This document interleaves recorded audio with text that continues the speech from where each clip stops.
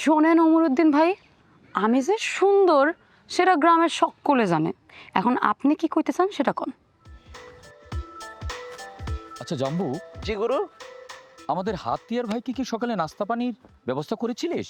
করছি তো। আবুলের হোটেলে বয় চেয়েছি, বলছি যত ইচ্ছা আপনি খান, বিল দিব আমার কবি গুরু।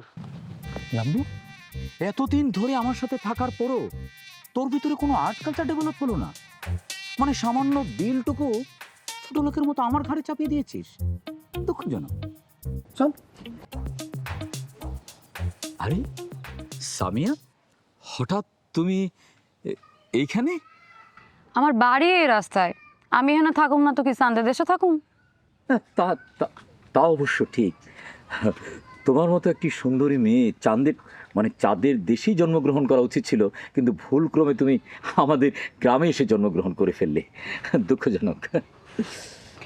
শোনেন ওমরউদ্দিন ভাই, আমি যে সুন্দর সেটা গ্রামের সকলে জানে। এখন আপনি কি কইতে চান সেটা কোন। প্রথম কথা হচ্ছে সামিয়া, আমার নাম ওমরউদ্দিন না, আমার নাম কবি ওমর খৈয়াম। দ্বিতীয় কথা হচ্ছে, তুমি তোমার বান্ধবী মিমকে একটু এখান থেকে সরে যেতে বলো, তোমার সাথে আমার জরুরি কথা আছে। কি জরুরি আলাপ ওমর ভাই? যা কর আমার সামনেই কোন। আচ্ছা তুই আগা, আমি আইতেছি, যা।